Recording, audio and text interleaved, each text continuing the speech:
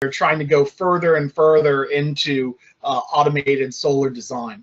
Remote shade modeling has actually been tested by National Renewable Energy Labs to be within 3% accuracy of the most rigorous on-site evaluation, where you're not just using the solar pathfinder, but you're also using a digital camera to take pictures of the pathfinder results and stitch everything together using computers just after the site evaluation. You know, you get to that process beforehand with a 3D model, and it's just as accurate as going to site for modeling shade.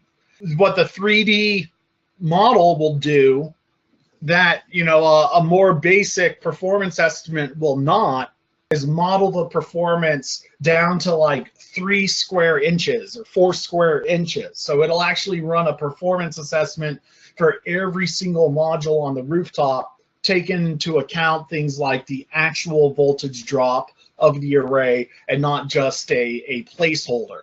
And so often you'll use commercial solar design software to improve the accuracy of your performance estimate, which can still vary considerably due to weather. If you can be a little more accurate, you can be a little bit more aggressive with the performance data you put before your client.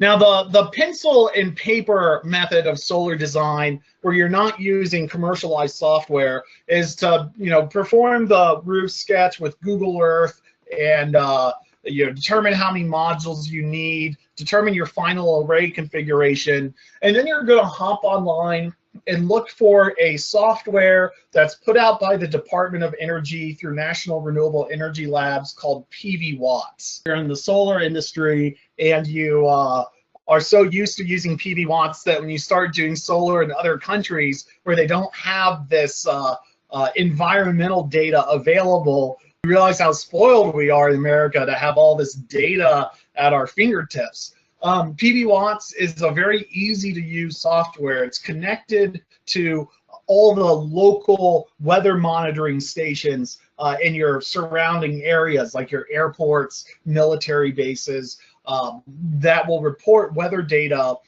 to the same database that PV Watts draws out of, the same database that these commercial softwares draw out of.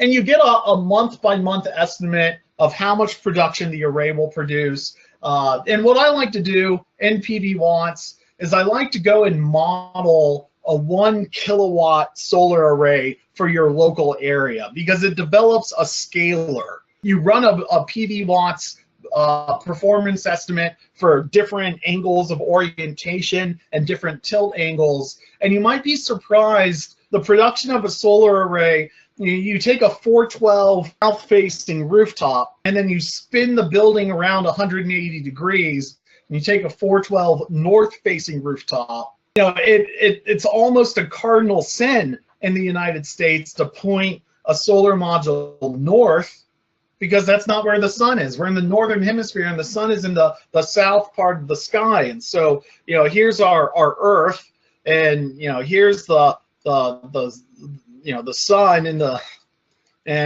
we want to point our modules at the sun. We want to point them south.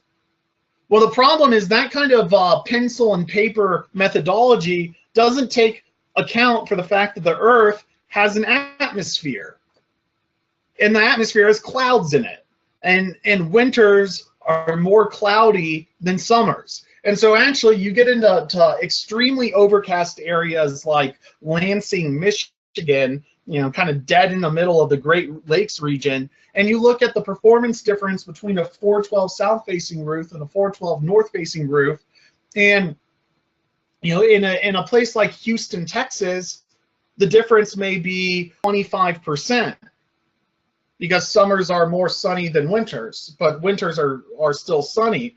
But in Lansing, Michigan, the winters are completely overcast for the entire winter. So a south-facing array, which is more optimal for winter than summer, it's just not getting direct sunlight. In the summertime, facing array produces as much energy as a south-facing array, because in the summertime, the sun is more up than anything else. And for that matter, in the summertime, the sun down here in North Mississippi, it rises in the north part of the sky, not the south part of the sky. So in the morning and in the evening, you might actually get, a slightly higher power level out of that north-facing array. Summertime electricity can cost more than wintertime electricity. Electric loads in the summertime are higher than in the wintertime. And so, there might be a total of anywhere between 15 to 25% performance difference on a standard rooftop between that south-facing roof and the north-facing roof. But then when you calculate everything at the end of the day, the economics might be much more closer together. We're going to explore that concept in a little bit. But back to PV watts. So PV watts, I recommend going to PV watts, modeling a 1 kilowatt array. You can kind of pick between a couple of different modules. I just recommend keeping everything right as it is. PV watts will model a specific number that's specific to PV watts. So you're not going to see this number anywhere else. It's a system loss factor of 14%. You can actually go and explore what's into it. We're going to talk about this in just a second. You can put in the tilt angle and orientation of the array, tilt up from ground. This is your compass orientation.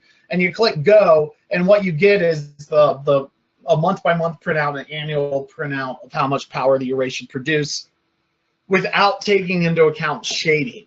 So if you're going to take into account shade, the best thing you can do is use commercial software. Helioscope, for that matter, provides a hassle-free trial. So speaking of array production, when I talk about a 1 kilowatt solar array, what I'm talking about is having 4 250 watt DC modules and wiring together for a faceplate capacity of 1 kilowatt. But this is very misleading to customers, because the rating, in this example, we're using a 290 watt module. It's pretty standard today, value range module. 290 watts comes from what's called the standard test condition, which is this red line right here. They fix the radiance going into the module at 1,000 watts per meter squared, and they fix the surface temperature of the module at 25 degrees Celsius. But the problem is most irradiance during the hours of operation that the solar array is on. I mean, in the morning, the solar array is just kicking up and you don't get much irradiance. On an overcast day, you might be getting about 1/3. It's not as bad as people say. This is standard test condition. This is normal performance at about 800 watts per meter squared. That's like kind of normal high noon performance. This is morning and afternoon performance, and this is early morning and late evening performance, and of course nighttime with no insulation in the air. But the problem is, with modules receiving typically 600 to 800 watts per meter squared on their surface and being listed at 1,000 watts per meter squared, what that means is your solar array is typically 20% to more than that, to maybe 40%. 20 to 40% less actual field performance than what its rating suggests. So if I have a 1 kilowatt array, its maximum power level during the day might only get up to 800 watts. And temperature, in fact, impacts this too. The surface temperature of the module at standard test condition, when it's producing 290 watts, the surface temperature is 25 degrees Celsius. For every degree Celsius above 25, you have to knock off this temperature coefficient of power. You have to knock off 0.4%. And the problem is most of the time, you're talking about module surface temperatures on the rooftop of 45 degrees Celsius instead of 25 degrees Celsius. So often you're knocking, maybe 8% of the system power off due to losses due to heat, and then maybe you're knocking off another 20% due to the irradiance levels being different. And what that means is between the rating of the array and what it's actually outputting under normal field conditions, it's substantially less than its rating. So there's a number of ways that a solar module degrades. Temperature, not getting the right amount of sunlight, and the PV watts degradation factor does not take into account sunlight, does not take into account heat. That stuff is going to be calculated elsewhere inside PV watts. So what PV watts, what they're doing is they're taking the amount of energy out of the array, and then they're just taking 14% off because of these factors. So they're taking 2% off because of soiling.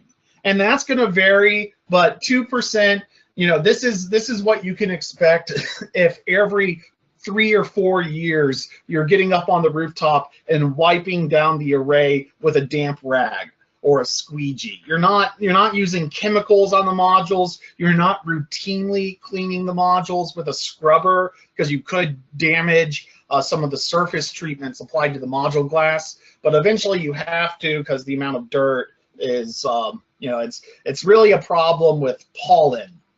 Pollen will stick to the module surface and over time attract dirt, particularly during dry spells. So if you have a heavy pollen season but it rains every day, you might not need to do this. But if you if you live in a dry climate but you still get some pollen, you might be cleaning your modules every 2 years instead of every 3 or 4. Shading.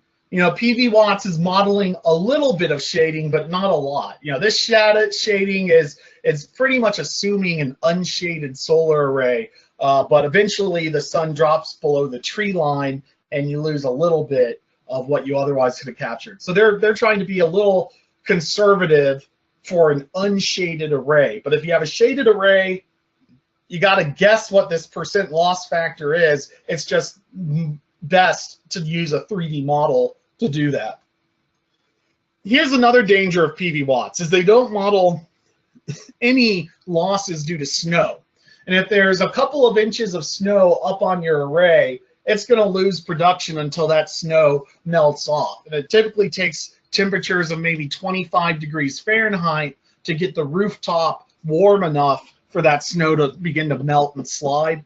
Even on a slanted panel, that snow is going to stick until it begins to melt. Mismatch. Modules are not perfect, and so even though they have a power guarantee, some modules will be stronger than others, and unless you're using DC optimizers or microinverters, that mismatch is going to drag down the performance. But 2%, again, these are all, other than snow, these are all very conservative numbers in that they're overestimating standard losses to that regard. Wiring is a great example. You design around a 2% voltage drop from the furthest module to the point of interconnection. Generally speaking, it's easiest to just upsize your cable because when you have a thicker cable, you have less loss due to heat generated by the electrons inside the cable. When I do my wire sizing, I'll generally start with the inverter, and I'll pull open the inverter spec sheet and see what's the largest cable that I can actually land on the inverter. And I might work my way back from that, rather than start by calculating my minimum wire size and then deciding if I'm going to upsize from there. But the point is, you're aiming for a 2% goal, but the circuits that are closer to the point of interconnection will have less voltage drop or less resistance than the circuits that are further away. And so a computer software will actually calculate the voltage drop for every module on the roof this is just assuming 2% flat. And so in general, your PV watts estimate, if you just keep all the numbers the same, it's going to come out pretty conservative. They're modeling 1.5% degradation in the first year, which is typical. The module warranty is often for 97%. Some degradation for connectors. Every time you cut a wire and splice it together, you put a little bit of resistance in there. Other than the year one degradation, your solar module degrades at about 0.5% a year.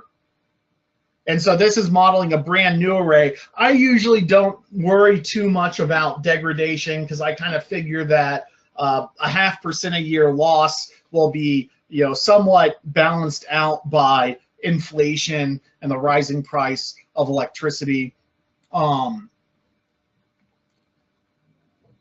Nameplate rating. This is pretty much the same thing as mismatch. It used to be that the nameplate rating had a plus or minus 5% tolerance to it. Nowadays, it's more of a -0 to plus 3% tolerance. So as the manufacturer has begun to test every cell before it goes onto the module, they've done cell sorting and just, you know, taking you know, imagine you order 5 pizzas, but the employee missliced, and so you have these irregular pizza slices. So you take all of the large slices out and you make a large pizza, and you take all the small slices out and you make a small pizza out of 2 pizzas. Well, it's the same thing with silicon.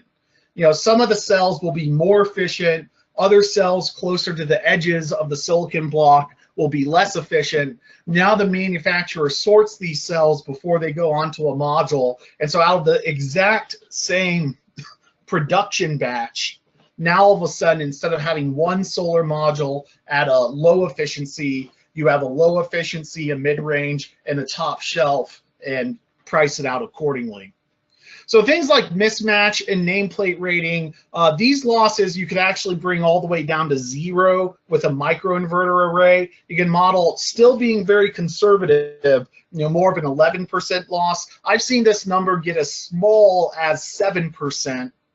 But again, you know, you never really know for sure unless you have multiple systems that you're monitoring if your performance this year was because you had a good year of weather for solar, or because you have a super efficient system. So you get that kind of local feel the more experience you have in a local market. Or you can go look around online for other systems with public data for comparing. This is the number where I think PV Watts overstates things the most, which is system availability. They're knocking 3% off of total system production for availability. And what that availability might mean is there might be a power outage that lasts a week. How many people in class have lost power for a week straight? You know, not too many. Most power outages are only for, you know, an hour is kind of unusual.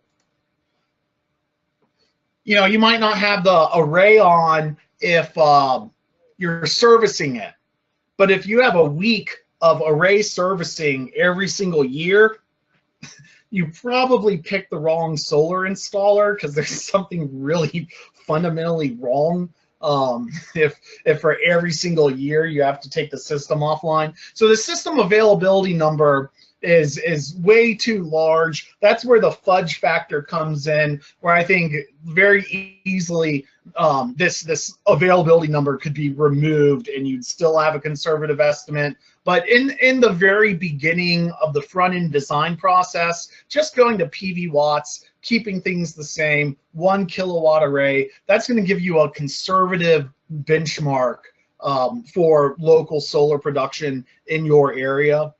Going back into this system loss number, what we want to do is figure out what 1 watt of solar will produce in a given year. So for example, in Kansas City, Kansas, you do this and you model 1 kilowatt will produce 1,390 kilowatt hours. So in other words, you divide by 1,000 and it's 1 watt will produce about 1.4 kilowatt hours a year. I call this number the golden ratio, because if you know this number, you can perform off-the-cuff performance estimates. So here we are in PV watts.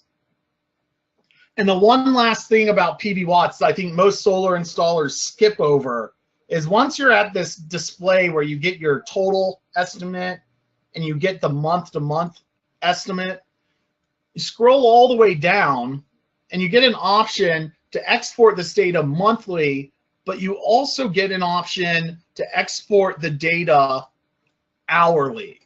And if you opt for that, PV watts becomes even more useful, because by getting the hourly data out of it, you get to see on an hour-by-hour basis how the sunlight varies. And because it's based off of actual weather monitoring stations, you know, whatever your nearby airports and military bases and whatnot are, you can kind of pick between them. But whatever those are, you can see how the sunlight varies hourly based off actually recorded weather data. So from that data, you can get a feel for how many sunny days or cloudy days in a row you'll have, which is great for off-grid planning. You also get ambient temperature and module surface temperature. So you can actually do your own derating calculations if you want. You know, they take the ambient temperature, and if it's a roof-mounted array, and just do in the wind speed and do a conversion into surface temperature. They take the tilt angle and orientation and the amount of sunlight, both direct and indirect in the sky, and translate into the amount of radiation that falls on the module surface.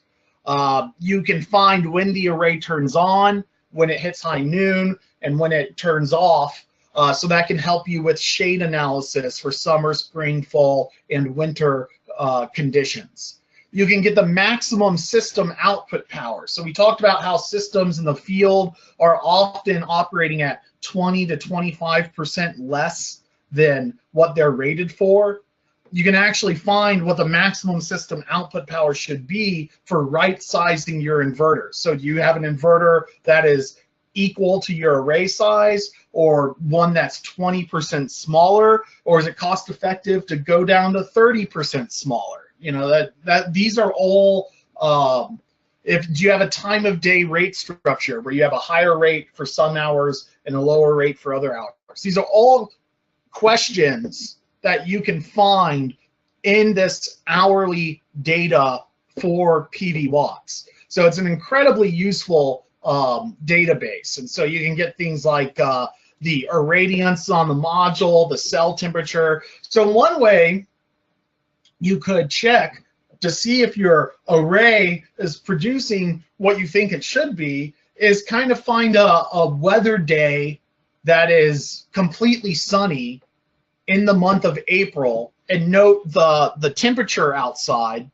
and then go to PV watts, and there's another column that'll tell you the ambient temperature, and you can look, is it direct irradiance or indirect irradiance to determine if it's a sunny day, and you compare a sunny day with similar weather conditions to what PV watt says, and you should be in the ballpark. And if you're 2/3 less than that, and you have 3 circuits on your roof, there's something wrong with one of those circuits. So the design process is, you know, you sketch out the roof, you select your module and inverter, you perform your array layout, then you head over to PV watts to do an energy estimate.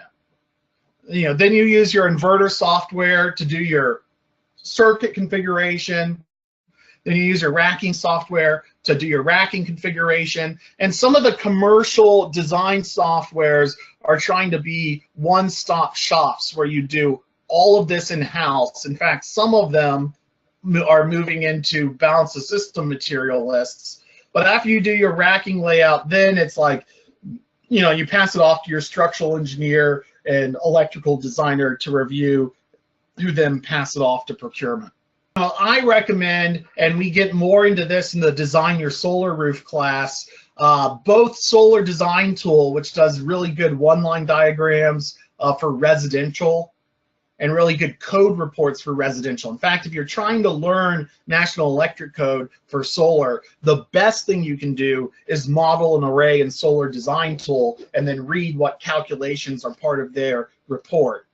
The weakness of Solar Design Tool is that they don't do shade analysis. Helioscope wants to do that. Both Helioscope and Solar Design Tool will let you try out their software without even opening up your wallet. So no credit card required trials. You can use to model your array. So if you seem up to that challenge, you can do all this part on your own and then order the modules, the inverters, and the racking, and then have your labor contractor, your general contractor, buy the local material from their local supply shop. You hand them a wiring diagram and tell them to figure out the rest of the scope. Or you do more of that scope yourself to reduce the labor budget. But it's definitely with these resources, you can rapidly sketch out the array, perform an economic assessment, perform a shade analysis, help your electrician get the project ready for permitting, and then he can take over with the rest of his trade skill.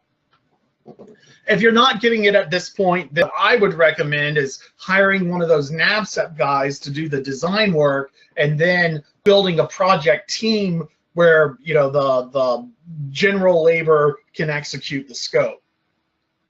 So here we are on PV watts. I'm going to put in, why don't we go ahead and do Houston, Texas, my hometown. So we can see in Houston a couple of local weather stations. And here's the thing. If I'm on the coast, I want to pick a weather station that's on the coast. If I'm further inland, I want to pick a weather station that's further inland. You get elevation data on these weather stations too. And the most important thing is you're not going to get that much performance difference between an array located in Galveston and an array located in Bay City along the coastline an hour away. You're not going to get much difference performance difference between an array in Baytown, oil refinery area of Texas that's about an hour, half an hour inland, and Port Arthur, a very similar city that's about a half an hour inland. You want to pick not necessarily the closest weather station, although there's nothing wrong with picking multiples and averaging them together. But the most important thing, especially if you're on the coasts or in the mountains, is to pick the nearest weather station that is the best fit for your geography. All right, so continuing with our example, we're just going to keep all the defaults where they should be. I'm going to click Go and go to Houston, put in a 1 kilowatt solar array with standard modules. It'll be a roof mount. Picking between a standard, premium, or thin film module will toggle that temperature coefficient. You do get higher end modules that have less fluctuation due to temperature. Thin film, for example, usually it's not worth going for that upgrade in terms of cost effectiveness. There are customers who just simply want top shelf. That's your more luxury class. But anyway, we're going to keep our system loss factors the same and do a 412 roof pitch facing due south. And we click Go. And what we see is the solar array produces 1,320 kilowatt hours a year. Why don't we change it up? Let's do a southwest facing array. Changing the orientation, the azimuth. So now we've changed it from 180 degrees south to southwest. And we click Go. And now we're at 1,290 for a southwest array. So 1,290. So going from a south-facing solar array to a southeast or southwest-facing array, we've only lost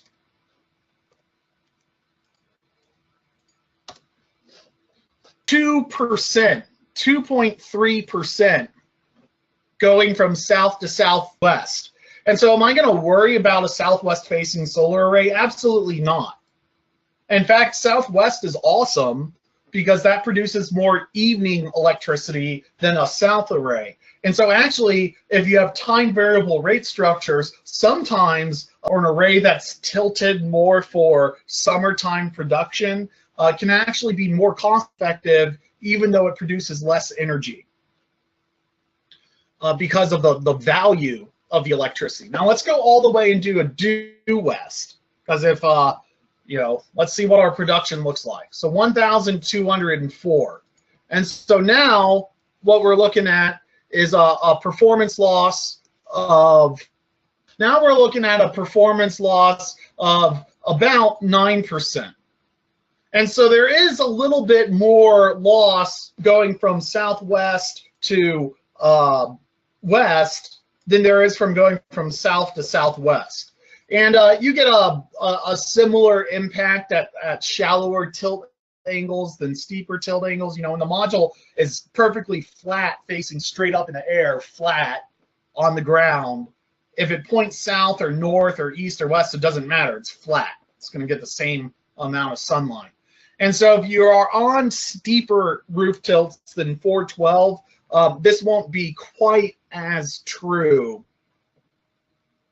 But the thing is, when I got into the solar industry, I was told in my training classes that the thing that you would never do is point your module north, because that's not where the sun is. Now, I was actually told that solar panels would not work if they did not have direct sunlight, and therefore you could not point a solar module north because it faces south and it produces electricity, and it faces north and it doesn't do anything. Well, that's just flat out not true. You can run a PV Watts example, and we're going to do this for a due north facing solar array. PV Watts doesn't like you modeling a due north, so we're going to measure 1 degree off of due north. And now our solar array produces 1,053 kilowatt hours per year. And I'm not trying to say that a north-facing array is more cost-effective than a south-facing array, but when you go and you look at solar decathlon competitions, what they say is, look, that north-facing array is producing 20% less than the south-facing array, but it's not like it's 50% less. It's not like it's 80% less. It's 20% less. And so, and if you're trying to do an off-grid system, you might be trying to squeeze every single kilowatt hour out of it. And so that north-facing surface should not be just carte blanche off the table. There are advantages to covering your whole roof with solar, because then you don't get out of sync with different sections of your roof having different levels of deterioration. Keep in mind it's not just about raw production. It's also about how much that electricity is worth. It frustrates me when I turn the news on and I see morning East Coast talk shows, and if they talk about solar, they'll often say, well, that sounds really good for out in the desert, but over in New York, it's not as sunny, so solar needs sun and it's not as good. Well, actually, the cost savings of solar are a multiplier of how much you produce multiplied by how much it's worth. And the price of electricity varies across the country more than how much you produce.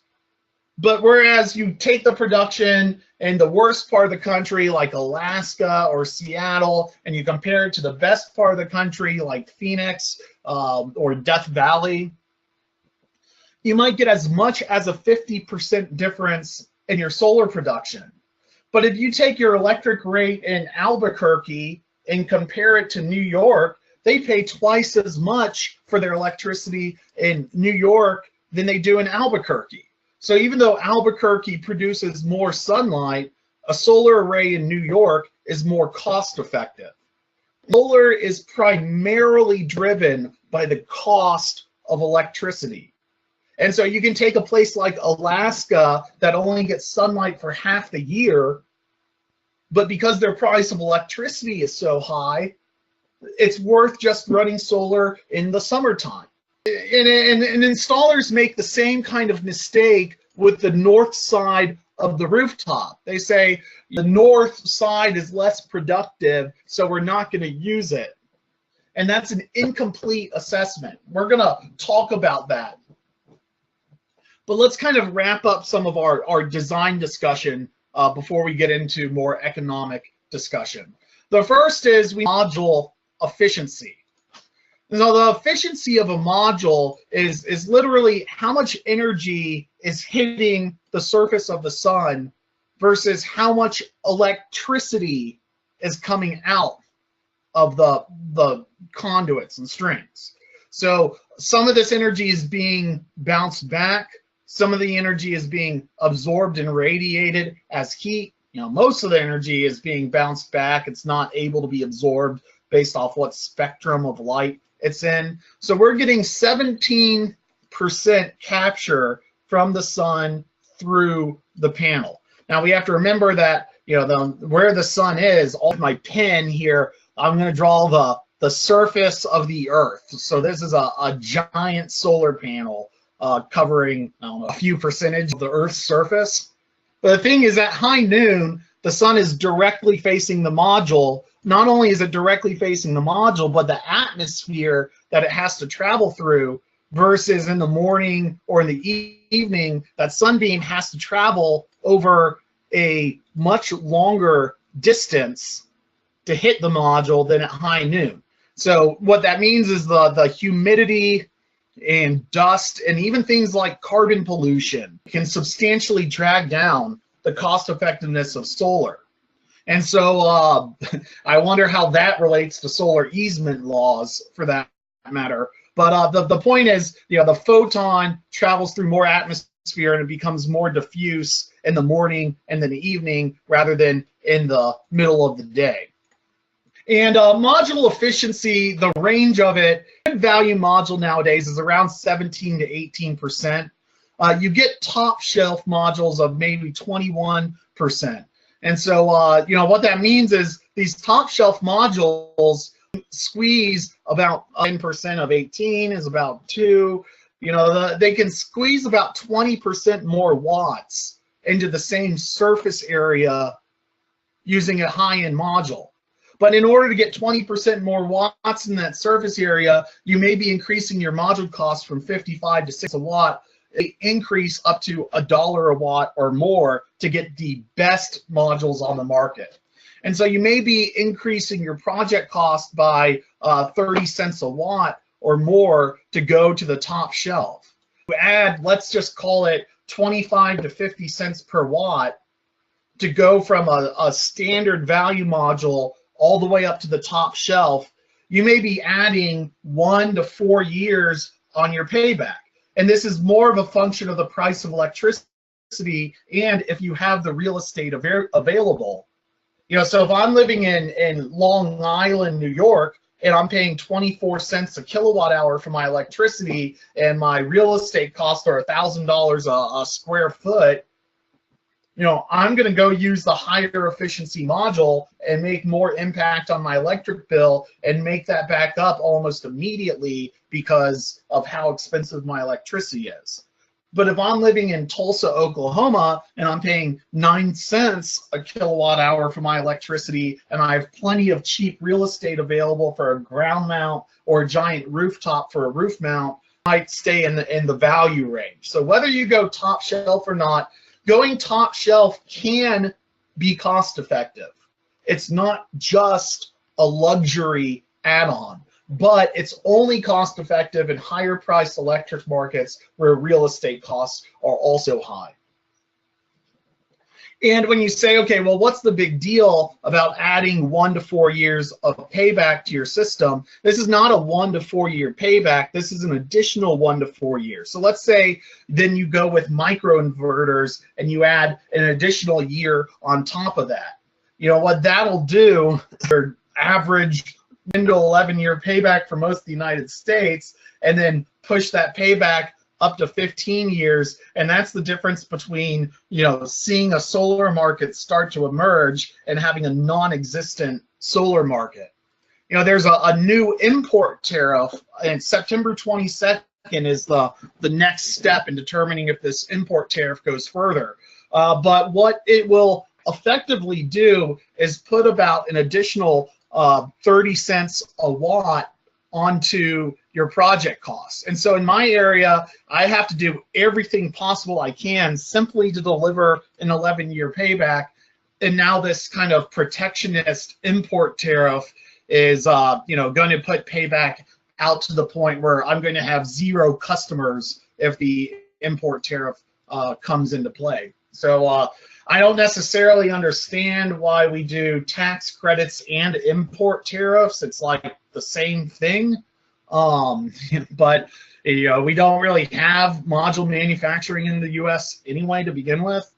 But that's how it is. You know, maybe I'll have to start doing solar projects in Mexico because the import tariff could really set back the solar industry. Maybe not in areas that are hot like New York or California, but in that middle America where the market is still yet to emerge. Ironically, the import tariffs will make solar less accessible and kill more jobs than it'll protect. This graph goes a long way back. This report was published in 2008. It was one of the first reports I read on the solar industry. It's still very relevant today, but what it said is customers want on energy upgrades have paybacks under 10 years. And most customers want that payback to be 5 years or less. And so solar's still out in this range. It's not the end-all value. I mean, solar is something that produces a little bit of electricity for a very long period of time. So it's going to have a long payback. If solar had a 5-year payback, everybody would run out and buy solar, and then because of that, the demand would go up, and then all of a sudden it would have a 10-year payback. So payback on solar can only get so far before the price kind of starts to tick back up again or level out. But it's important to try and figure out, you know, hey, can I get a payback under 10 years in my market? And if you can, then that's a market, and if you can't, so PV watts, you go and you output that hourly performance data, and you can actually get, you know, the planar radiance, cell temperature. We saw this a little bit earlier. But look, even when the solar array on May 12th is getting 1,000 watts per meter squared, its surface temperature is 10 degrees higher than standard test condition. And then when you factor in the mismatch and voltage drop and all of that, by the time you get to the inverter output, even when we're near standard test conditions, we're still only getting, you know, 13% out loss out of our inverter. And so what that means is most inverters are going to be sized to be about 20% less than the rating of the array. So if this is a 1,000 watt array, and I put an 800 watt inverter on it, what's going to happen is during this time frame, it's just going to clip the surplus off and only output 800 watts.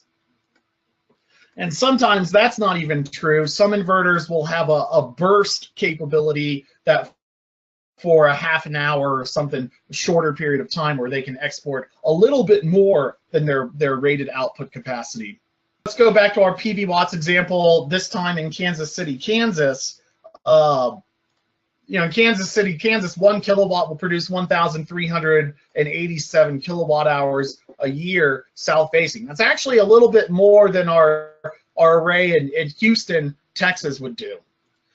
But only for 16 hours of the entire year will our solar array get above 800 watts. You know, most days you're not getting that perfect storm of not a drop of humidity in the sky, perfectly cold weather, and the sun directly facing the array to get the output, you know, hot. And so what this is saying is that only 16 hours a year would this 1 kilowatt system ever be outputting more than 800 watts. And you can figure that out in Excel. You can look at all the individual outputs and calculate the loss of revenue due to clipping. And let's just assume, that for 16 hours, our 1 kilowatt array is producing more than 800 watts. Well, if our inverter costs 20 cents a watt, to go from an 800 watt inverter up to a 1,000 watt inverter, we would be spending $40 additional. But if we're only gaining, let's say our maximum value is 874, but let's assume that every hour that we're above 800, we're at the maximum value of 874. So an additional 74 watts for an additional 16 hours at Kansas City electric rates, that means to capture this amount of energy, we'd have to spend $40 more to upsize the inverter to save an additional 18 cents of electricity. And usually we're talking about systems that are 10 times as large. So it might be spending an additional $400 to save an additional $2 a year on electricity. To the client who's spending $15,000 on their project, will they bulk at spending an additional $400 if, for whatever reason, you have to have an oversized inverter? No, they're going to be pretty much fine with that. But you might find that you have to look for these ways to kind of optimize and right-size the system all the way through the process in order to get a payback that's reasonable. And in that sense, every dollar counts. So if you can, we just saw earlier a thin film example where we had 20 kilowatts of modules on the rooftop, and the Solar Edge said, because of our product line, you really should put a 20 kilowatt inverter onto the roof. So 20 kilowatts of solar, 20 kilowatts of inverter capacity. But often, particularly at the residential level, you'll be looking for an inverter that's about 20% smaller than the rest of the array. In fact, with utility scale projects, sometimes, particularly in very hot climates, they don't do a 20% undersized. It's more like a 30% undersized. Again, and you remember the modules degrade over time, and so it's just the simply put, the inverter is smaller than the array capacity.